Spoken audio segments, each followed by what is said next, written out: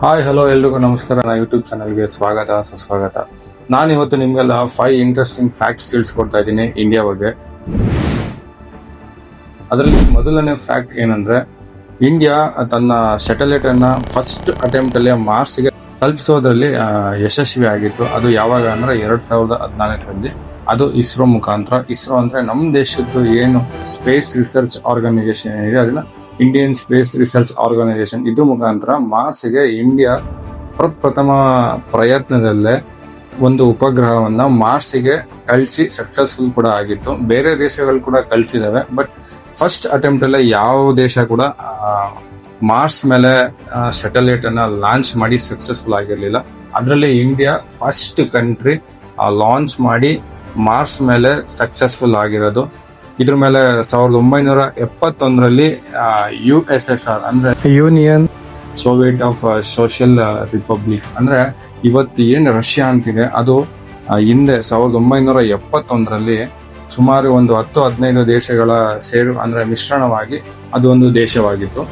ಆ ದೇಶ 1971ರಲ್ಲೇ ಮಾರ್ಸ್ ಅಲ್ಲಿ ತನ್ನ ಸ್ಯಾಟಲೈಟ್ ಅನ್ನ ಲಾಂಚ್ ಮಾಡಿ ಸಕ್ಸಸ್ಫುಲ್ ಆಗಿತ್ತು. ಆದ್ರೆ ಅದು ಸುಮಾರು ಪ್ರಯತ್ನಗಳ ನಂತರ. ಆದ್ರೆ ಇಂಡಿಯಾ ಫಸ್ಟ್ ಅಟೆಂಪ್ಟ್ ಅಲ್ಲೇ ಮಾರ್ಸ್ ಮೇಲೆ ತನ್ನ ಸ್ಯಾಟಲೈಟ್ ಅನ್ನ ಲಾಂಚ್ ಮಾಡಿ ಸಕ್ಸಸ್ಫುಲ್ ಆಗಿತ್ತು. ಅದು 2014ರಲ್ಲಿ ಥ್ರೂ ಯಾವುದು ಅಂದ್ರೆ ಇಸ್ರೋ ಮುಖಾಂತರ. ಅದ್ರ ಹೆಸರು ಬಂದು ಮಾರ್ಸ್ ಆರ್ಬಿಟ್ರಿ ಮಿಷನ್ ಅಂತ. ಅದನ್ನ ಮಂಗಲ್ಯಾನ್ ಮಿಷನ್ ಅನ್ನೋ ಒಂದು ಹೆಸರಿಂದ ಅದನ್ನ ನೇಮಿಸಲಾಗಿತ್ತು. ಅದ್ರ ಮಿಷನ್ ಮುಖಾಂತರನೇ ಫಸ್ಟ್ ಅಟೆಂಪ್ಟ್ ಅಲ್ಲಿ ಮಾರ್ಸ್ಗೆ ಒಂದು ಸ್ಯಾಟಲೈಟ್ ಅನ್ನ ಅಲ್ಲಿ ಸಕ್ಸಸ್ಫುಲ್ ಆಗಿ ಲಾಂಚ್ ಮಾಡಕ್ಕೆ ಸಾಧ್ಯವಾಗಿತ್ತು. ಇದುವರೆಗೂ ಓನ್ಲಿ ಎರಡು ಕಂಟ್ರಿಗಳಷ್ಟೇ ಫಸ್ಟ್ ಅಟೆಂಪ್ಟ್ ಅಲ್ಲಿ ಮಾರ್ಸ್ ಮೇಲೆ ಸ್ಯಾಟಲೈಟ್ ಅನ್ನ ಲಾಂಚ್ ಮಾಡಿ ಸಕ್ಸಸ್ಫುಲ್ ಆಗಿರೋದು. ಒಂದು ಇಂಡಿಯಾ ಆದ್ರೆ ಅದು 2014ರಲ್ಲಿ, ಇನ್ನೊಂದು UAE ಅದು 2021ರಲ್ಲಿ. ಅದು ಕೂಡ ತನ್ನ ಫಸ್ಟ್ ಅಟೆಂಪ್ಟ್ ಅಲ್ಲೇ ಮಾರ್ಸ್ ಮೇಲೆ ತನ್ನ ಸ್ಯಾಟಲೈಟ್ ಅನ್ನ ಲಾಂಚ್ ಮಾಡಿ ಸಕ್ಸಸ್ಫುಲ್ ಆಗಿತ್ತು.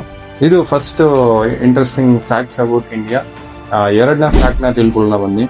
ಇವತ್ತು ನಾವೇನು ಯೋಗ ಮಾಡ್ತೀವಿ, ಇದು ಆಕ್ಚುಲ್ ಆಗಿ ಒರಿಜಿನೇಟ್ ಆಗಿದ್ದು ನಮ್ಮ ದೇಶದಲ್ಲೇ, ನಮ್ಮ ಭಾರತ ದೇಶದಲ್ಲೇ ಯೋಗ ಒರಿಜಿನೇಟ್ ಆಗಿದ್ದು. ಇಲ್ಲಿಂದ ಒರಿಜಿನೇಟ್ ಆಗಿ ಅಂದ್ರೆ ಇಲ್ಲಿಂದ ಹುಟ್ಟಿ ಪ್ರಪಂಚದ ಎಲ್ಲಾ ಕಡೆ ಇದು ಸ್ಪ್ರೆಡ್ ಆಗಿ ಹೆಸರುವಾಸಿಯಾಗಿದೆ. ಯೋಗ ಅಂದ್ರೆ ಮೈಂಡ್ ಅನ್ನ ಕಂಟ್ರೋಲ್ ಮಾಡಿ ಮೋಕ್ಷದ ಕಡೆ ಹೋಗುವುದೇ ಯೋಗ. ಜೂನ್ 21 ಅದನ್ನ ಇಂಟರ್ನ್ಯಾಷನಲ್ ಯೋಗ ಡೇ ಅನ್ನಾಗಿ ಸೆಲೆಬ್ರೇಟ್ ಮಾಡಲಾಗುತ್ತೆ ಪ್ರತಿ ವರ್ಷ. ಹೌದು, ಯೋಗನ ಹಳೆ ಒಂದು ಪ್ರೀ ವೇದಿಕ್ ಪೀರಿಯಡ್ ಅಲ್ಲಿ ಇದು ಒರಿಜಿನ್ ಆಗಿರೋದು. ಇದನ್ನ ಬುದ್ಧಿಸಮು, ಹಿಂದೂಯಿಸಮು, ಜೈನಿಸಮು ಎಲ್ಲರೂ ಕೂಡ ಇದನ್ನ ಪ್ರಾಕ್ಟೀಸ್ ಮಾಡ್ತಾ ಇದ್ರು ಆ ಕಾಲದಲ್ಲಿ. ಅದೇ ಕೂಡ ಇವತ್ತು ನಡ್ಕೊಂಡ್ ಬಂದು ಅದನ್ನೇ ಸ್ವಲ್ಪ ಮಾಡರ್ನೈಸ್ ಆಗಿ ಮಾಡ್ಕೊಂಡು ಇವ್ ಮಾಡ್ತಾ ಇದ್ದಾರೆ. ಯೋಗವನ್ನ ಯಾರು ಕಂಡಿಡ್ತಿತ್ತಂದ್ರೆ ಪತಂಜಲಿ ಅನ್ನೋ ಒಂದು ಆಥರು, ಅವರೇ ಇದಕ್ಕೆ ಸಂಸ್ಥಾಪಕರು, ಇದು ಇನ್ವೆನ್ಷನ್ ಮಾಡಿದ್ದು ಇಲ್ಲ ಅವರೇ ಕಂಡಿಡ್ದಿದ್ದು ಅಂತ ಹೇಳ್ಬೋದು. ಅವ್ರ ಮುಖಾಂತರ ಯೋಗ ನಮಗ್ ಬಂದಿತ್ತು. ಯೋಗ ಸೂತ್ರಾಸ್ಗಳನ್ನ ಒಂದು ಬುಕ್ ಅಲ್ಲಿ ಬರೆದಿಟ್ಟಿದ್ದಾರೆ. ಮತ್ತೆ ಅವರು ಕೂಡ ಲೋಟಸ್ ಪೊಸಿಷನ್ ಅಲ್ಲಿ ಕುತ್ಕೊಂಡಿರೋದನ್ನ ನಾವು ಗಮನಿಸಬಹುದು. ನಾವು ಯಾರನ್ನ ಯೋಗಿ ಅಂತ ಕರಿತೀವಿ ಅಂದ್ರೆ, ಯಾರು ಯೋಗವನ್ನ ದಿನನಿತ್ಯ ಯಾರು ಅಭ್ಯಾಸ ಮಾಡ್ತಾರೆ ಅಂತವರನ್ನ ನಾವು ಯೋಗಿ ಅಂತ ಕರಿತೀವಿ. ನೀವೆಲ್ಲ ನೋಡಿರ್ಬೋದು, ಗೌತಮ ಬುದ್ಧ, ಶಿವ ಮತ್ತೆ ಜೈನಿಸಂನ ತೀರ್ಥಂಕರಸ್ ಯಾರ್ಯಾರಿದ್ದಾರೆ ಅವರು ಕೂಡ ಯೋಗ ಪೊಸಿಷನ್ ಅಲ್ಲೇ ತುಂಬಾ ಸ್ಟ್ಯಾಚ್ಯೂಸ್ ಗಳಿರೋದನ್ನ ನಾವು ನೋಡಿರ್ಬೋದು. ಅಂದ್ರೆ ಅದು ಯೋಗದ ಒಂದು ಲೋಟಸ್ ಪೊಸಿಷನ್ ಅಂತಾನೆ ಫೇಮಸ್. ಆ ಪೊಸಿಷನ್ ಅಲ್ಲೇ ಸುಮಾರು ದೇವತೆಗಳಿರ್ಬೋದು, ಮತ್ತೆ ಈಗ ತೀರ್ಥಂಕರಸ್ ಇರ್ಬೋದು, ಬುದ್ಧ ಇರ್ಬೋದು, ಅವರೆಲ್ಲ ಅದೇ ಪೊಸಿಷನ್ ಅಲ್ಲಿ ಕೂತ್ಕೊಂಡು ತುಂಬಾ ಸಲ ಮೆಡಿಟೇಷನ್, ಯೋಗ ಎಲ್ಲ ಮಾಡ್ತಾ ಇದ್ರು ಅನ್ನೋದು ನಮಗೆ ಗೊತ್ತಿರುವಂತಹ ವಿಷಯ. ಇದು interesting facts number 2. Fact number 3 ಹೇಳ್ತೀನಿ ಬನ್ನಿ ಏನಂತ. ಓಲ್ಡೆಸ್ಟ್ ಯೂನಿವರ್ಸಿಟಿ ಅಂದ್ರೆ ಪ್ರಪಂಚದಲ್ಲೇ ಹಳೆ ವಿಶ್ವವಿದ್ಯಾಲಯ ಯಾವ್ದಾದ್ರು ಇತ್ತು ಅಂದ್ರೆ ಅದು ನಲಂಡಾ ಯೂನಿವರ್ಸಿಟಿ. ಅದು ನಮ್ಮ ದೇಶದಲ್ಲೇ ಇದ್ದಿದ್ದು. ಎಲ್ಲಿದೆ ಅಂದ್ರೆ ಬಿಹಾರ್ ಸ್ಟೇಟ್ ಅಲ್ಲಿ ಇದ್ದಿದ್ದು. ಹೌದು, ಇದು ಸುಮಾರು 5th ಸೆಂಚುರಿಯಲ್ಲೇ ಇತ್ತು. ಇದು ನಲಂಡಾ ಯೂನಿವರ್ಸಿಟಿ 5th ಸೆಂಚುರಿಯಿಂದ ಇಟ್ಟು 12th ಸೆಂಚುರಿವರೆಗೂ ನಲಂಡಾ ಯೂನಿವರ್ಸಿಟಿ ನಡೀತಾ ಇತ್ತು. ಹೌದು, ಸುಮಾರು ಸಾವಿರಾರು ಲಕ್ಷಾಂತರ ವಿದ್ಯಾರ್ಥಿಗಳಿಗೆ ಅಲ್ಲಿ ವಿದ್ಯಾಭ್ಯಾಸವನ್ನ ಮಾಡಿಸಲಾಗ್ತಾ ಇತ್ತು. ಅಲ್ಲಿ ಮಾಂಗ್ಸು, ಸ್ಕಾಲರ್ಸು, ತುಂಬಾ ಆಥರ್ಗಳು, ಬೇರೆ ನಮ್ಮ ಏಷ್ಯಾ ಖಂಡದಲ್ಲಿ ತುಂಬಾ ಇಂಟೆಲಿಜೆಂಟ್ ಯಾರಿರ್ತಾರೋ ಅಂತವ್ರನ್ನ ಕರ್ಕೊಂಡ್ಬಂದು ಅಲ್ಲಿ ನಲಂಡಾ ಯೂನಿವರ್ಸಿಟಿಲಿ ವಿದ್ಯಾರ್ಥಿಗಳನ್ನ ಟ್ರೈನ್ ಮಾಡಲಾಗ್ತಾ ಇತ್ತು. ಅಲ್ಲಿ 5ನೇ ಸೆಂಚುರಿಯಿಂದ 12ನೇ ಸೆಂಚುರಿವರೆಗೂ ಆ ವಿದ್ಯಾಭ್ಯಾಸವನ್ನ ಕೊಡಲಾಗ್ತಾ ಇತ್ತು ಎಲ್ಲಾ ವಿದ್ಯಾರ್ಥಿಗಳಿಗೂ.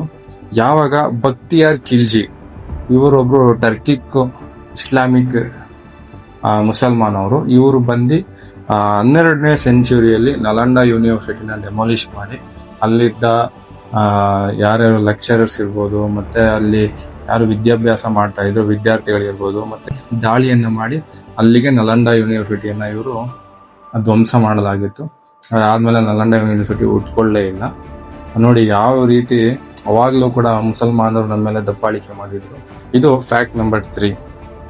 ಫ್ಯಾಕ್ಟ್ ನಂಬರ್ 4 ಏನು ಅಂದ್ರೆ, ಇಂಡಿಯಾ ಬಂದ್ಬಿಟ್ಟು ಲ್ಯಾಂಡ್ ಆಫ್ ಸ್ಪೈಸಸ್ ಅಂತ ಕರೀತಾರೆ ಇಂಡಿಯಾನ. ಯಾಕೆಂದ್ರೆ ಇಡೀ ಪ್ರಪಂಚದಲ್ಲಿ ಅತಿ ಹೆಚ್ಚು ಸ್ಪೈಸಸ್, ನಾವೇನು ಕಾಳು ಪದಾರ್ಥಗಳು ಅಂತ ಕರಿತೀವಿ ಅಥವಾ ದವಸ ಧಾನ್ಯಗಳು ಅಂತ ಕರಿತೀವಿ, ಅದನ್ನ ತುಂಬಾ ಹೆಚ್ಚಾಗಿ ಬೆಳೀತಾ ಇದ್ದು ನಮ್ಮ ದೇಶದಲ್ಲೇ. ಸುಮಾರು 70% ಅಷ್ಟು ಸ್ಪೈಸಸ್ಗಳನ್ನ ನಮ್ಮ ಇಂಡಿಯಾ ದೇಶದಲ್ಲೇ ಅದನ್ನ ಬೆಳೆದು ನಾವು ಎಕ್ಸ್ಪೋರ್ಟ್ ಮಾಡ್ತೀವಿ. ಮತ್ತೆ ಇಡೀ ಪ್ರಪಂಚದಲ್ಲಿ ಹೆಚ್ಚು ಸ್ಪೈಸಸ್ನ ಕನ್ಸ್ಯೂಮ್ ಮಾಡೋದು ಅಂದ್ರೆ ಅದನ್ನ ಆಹಾರವನ್ನಾಗಿ ಸ್ವೀಕರಿಸೋದು ಕೂಡ ನಮ್ಮ ದೇಶದಲ್ಲೇ. ನಾವು ಹೆಚ್ಚಾಗಿ ಸ್ಪೈಸಸ್ನ ಬೆಳೆಸ್ತೀವಿ. ನೀವು ನೋಡಿರ್ಬೋದು, ಯಾವುದೇ ಒಂದು ಚಿಕ್ಕ ಮಸಾಲೆ ಆದ್ರೂ ಕೂಡ ಅದಕ್ಕೆ ನಾವೊಂದು ಮಿರ್ಚಿ ಪೌಡರ್ ಇಲ್ಲ ಪೆಪ್ಪರ್ ಪೌಡರ್ ನಾವು ಯೂಸ್ ಮಾಡ್ತೀವಿ. ಆ ಕಾರಣದಿಂದ ಅತಿ ಹೆಚ್ಚು ಸ್ಪೈಸಸ್ ನಮ್ಮ ದೇಶದಲ್ಲಿ ನಾವೇ ಯೂಸ್ ಮಾಡೋದು, ಬೆಳೆಯೋದು ಕೂಡ ನಾವೇನೆ. ಗೂಗಲ್ ಅಲ್ಲಿ ಸರ್ಚ್ ಮಾಡಿದಾಗ ನನ್ಗೊಂದು ಏನ್ ಸಿಕ್ಕಿದೆ ಅಂದ್ರೆ, ರೋಮನ್ ಎಂಪೈರ್ ಅಲ್ಲಿ ಸ್ಪೈಸಸ್ನ ಅಂದ್ರೆ ಬ್ಲ್ಯಾಕ್ ಪೆಪ್ಪರ್ ಏನಿದೆ ಅದನ್ನ ಕಿಂಗ್ ಆಫ್ ಸ್ಪೈಸಸ್ ಅಂತ ಕರೀಲಾಗ್ತಾ ಇತ್ತು. ಆಮೇಲೆ ಏಲಕ್ಕಿ ಏನಿದೆ ಅದನ್ನ ಕ್ವೀನ್ ಆಫ್ ಸ್ಪೈಸಸ್ ಅಂತ ಕರೆಯಲಾಗ್ತಿತ್ತು. ಅದ್ರಲ್ಲೂ ಕೂಡ ಬ್ಲ್ಯಾಕ್ ಪೆಪ್ಪರ್ ಏನಿದೆ ಅದನ್ನ ರೋಮನ್ ಎಂಪೈರ್ ಕಾಲದಲ್ಲಿ ಸ್ಪೈಸಸ್ ಬದಲಾಗಿ ಚಿನ್ನವನ್ನ ತೂಕ ಮಾಡಿ ಟ್ರೇಡ್ ಮಾಡ್ತಾ ಇದ್ರಂತೆ. ಅಂದ್ರೆ 1 kg ಕಾಳು ಮೆಣಸು ಕೊಟ್ರೆ 1 kg ಚಿನ್ನವನ್ನ ಕೊಡ್ತಾ ಇದ್ರಂತೆ. ನೋಡಿ ಅವಾಗ ಎಷ್ಟು ಬೆಲೆ ಇತ್ತು ಬ್ಲ್ಯಾಕ್ ಪೆಪ್ಪರ್ಗೆ. ಈಗ ಬ್ಲ್ಯಾಕ್ ಪೆಪ್ಪರ್ಗೆ ಬೆಲೆ ಕಮ್ಮಿ ಆಗಿದೆ, ಚಿನ್ನದ ಬೆಲೆ ಗಗನಕ್ಕೆ ಏರ್ಬಿಟ್ಟಿದೆ. ಯಾವಾಗ ಬ್ರಿಟಿಷ್ ನಮ್ಮ ದೇಶದೊಳಗೆ ಬಂದಿರ್ಲಿಲ್ವೋ ಅಲ್ಲಿಯವರೆಗೂ ಅರಬ್ ಟ್ರೇಡರ್ಸ್ ಮರ್ಚೆಂಟ್ಸ್ ಇದ್ರು. ಅವರೇ ನಮ್ಮ ದೇಶವನ್ನ ಅಂದ್ರೆ ಮರ್ಚೆಂಟ್ ಏನಿದೆ ಆ ಫೀಲ್ಡ್ ಅಲ್ಲಿ ಆಳ್ತಾ ಇದ್ದವರು ಅರಬ್ ಅವರು. ಅವರೇ ಪ್ರತಿಯೊಂದು ಎಲ್ಲಾ ಫೀಲ್ಡ್ ಅಲ್ಲೂ ಕೂಡ ಟ್ರೇಡಿಂಗ್ ಇರ್ಬೋದು, ಪ್ರತಿಯೊಂದು ಕೂಡ ಅವರೇ ನೋಡ್ಕೊಂತಾ ಇದ್ರು. ಅವರೇ ಡಾಮಿನೇಟ್ ಮಾಡಿದ್ರು ನಮ್ಮ ಇಂಡಿಯಾವನ್ನ. ಅಂದ್ರೆ ನಮ್ಮ ಹತ್ರ ತಗೊಂಡು ಜಸ್ಟ್ ಅಂದ್ರೆ ಅವರು ಬ್ರೋಕರ್ಸ್ ತರ ಕೆಲಸ ಮಾಡ್ತಾ ಇದ್ರು.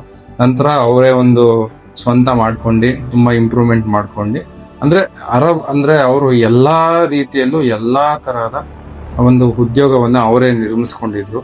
ಅಂದ್ರೆ ನಮ್ಮ ಹತ್ರ ತಗೊಳ್ಳೋದು, ಬೇರೆಯವ್ರಿಗೆ ಕೊಡೋದು, ಬೇರೆಯವ್ರ ಹತ್ರ ತಗೊಳ್ಳೋದು, ನಮಗ್ ಕೊಡೋದು, ಈ ತರ ಮಾಡಿ ಮಾಡಿ ಮಾಡಿ ಮಾಡಿ ತುಂಬಾ ಅಂದ್ರೆ ನಮ್ಮ ಆಲ್ ಓವರ್ ಇಂಡಿಯಾದಲ್ಲಿ ಅವರೇ ತುಂಬಾ ಜಾಸ್ತಿ ಏನಾದ್ರು ಟ್ರೇಡಿಂಗ್ ಮಾಡ್ತಾ ಇದ್ರು ಅಂದ್ರೆ ಅರಬ್ ಅವ್ರು ಮಾಡ್ತಾ ಇದ್ರು. ಅದು ಯಾವಾಗ ಅಂದ್ರೆ ಬ್ರಿಟಿಷ್ ಅವರು ನಮ್ಮ ದೇಶಕ್ಕೆ ಬರೋದಕ್ಕಿಂತ ಮುಂಚೆ. ಅವ್ರು ಬಂದ್ಮೇಲೆ ಬ್ರಿಟಿಷ್ ಫುಲ್ಲು ಕಂಟ್ರೋಲ್ ಮಾಡ್ಕೊಳ್ಳುತ್ತೆ. ಇದು ಫ್ಯಾಕ್ಟ್ ನಂಬರ್ 4. ಫ್ಯಾಕ್ಟ್ ನಂಬರ್ 5 ಏನಂದ್ರೆ, ಝೀರೋ, ನಾವೇನಿವತ್ತು ಶೂನ್ಯ, 0ನ ಎಲ್ಲ ಕಡೆ ಯೂಸ್ ಮಾಡ್ತೀವಿ, ಅದನ್ನ ಕಂಡುಹಿಡಿದಿದ್ದು ಆರ್ಯಭಟ್ಟ ಅವರು. ಇವ್ರನ್ನ ಫಾದರ್ ಆಫ್ ಮ್ಯಾಥಮೆಟಿಷಿಯನ್ ಅಂತ ಕೂಡ ಕರೆಯಲಾಗುತ್ತೆ. ಯಾಕಂದ್ರೆ ಇವರು ಆ ಕಾಲದಲ್ಲೇ ಅಂದ್ರೆ 5ನೇ ಸೆಂಚುರಿಯಲ್ಲಿ ಆರ್ಯಭಟ್ಟ ಅವರು ಶೂನ್ಯ ಅಂದ್ರೆ ಝೀರೋ ಏನಿದೆ ಅದನ್ನ ಇನ್ವೆಂಟ್ ಮಾಡಿದ್ರು. ಅವರು ಬರೀ ಕಂಡಿಡ್ತಿದ್ರು, ಅಂದ್ರೆ ಅವರ ಈಕ್ವೇಶನ್ಸ್, ಅವ್ರ ಫಾರ್ಮುಲಾಸ್ ಏನಿದೆ ಮ್ಯಾಥ್ಸ್ ರಿಗಾರ್ಡಿಂಗ್, ಅವರು ಅದನ್ನ ಶೂನ್ಯವನ್ನ ಒಂದು ಪಾಯಿಂಟ್ ಆಗಿ ಇಟ್ಟು ಅಂದ್ರೆ ಅದನ್ನ ಉಪಯೋಗ ಮಾಡ್ತಾ ಇದ್ರು. ಬಟ್ ಅದಕ್ಕೆ ಝೀರೋ ಅನ್ನೋ ಒಂದು ಶೇಪ್ ಏನಿದೆ ಅದನ್ನ ಕೊಟ್ಟಿದ್ದು ಬ್ರಹ್ಮಗುಪ್ತ ಅವರು. ಅಂದ್ರೆ ಅದೇ ಒಂದು ಅವ್ರು ಆರ್ಯಭಟ್ಟ ಏನಿದೆ ಅದೇ ಸ್ಕೂಲು, ಅದೇ ಒಂದು ಇದ್ರಲ್ಲಿ ಓದ್ಕೊಂಬಂದಂತಹ ಬ್ರಹ್ಮಗುಪ್ತ ಅನ್ನೋರು 7th ಸೆಂಚುರಿಯಲ್ಲಿ ಅದು ಶೇಪ್ ಏನಿದೆ ಝೀರೋ ಅದನ್ನ ಆ ಬ್ರಹ್ಮಗುಪ್ತ ಅವ್ರು ಕೊಡ್ತಾರೆ. ಬಟ್ ಝೀರೋನ ಕಂಡುಹಿಡಿದಿದ್ದು ಆರ್ಯಭಟ್ಟ ಅವರೇ. ಅವರನ್ನೇ ಇವತ್ತವರೆಗೂ ಫಾದರ್ ಆಫ್ ಇಂಡಿಯನ್ ಮ್ಯಾಥಮೆಟಿಷಿಯನ್ ಅಂತ ಕರೆಯಲಾಗುತ್ತೆ. ಇದು 5ನೇ ಫ್ಯಾಕ್ಟ್. ಗೈಸ್, ವಿಡಿಯೋ ಇಷ್ಟ ಆಗಿದ್ರೆ ಪ್ಲೀಸ್ ಲೈಕ್ ಮಾಡಿ, ಕಮೆಂಟ್ ಮಾಡಿ, ಸಬ್ಸ್ಕ್ರೈಬ್ ಮಾಡಿ ಮತ್ತೆ ಶೇರ್ ಮಾಡಿ. Thank you guys, thank you.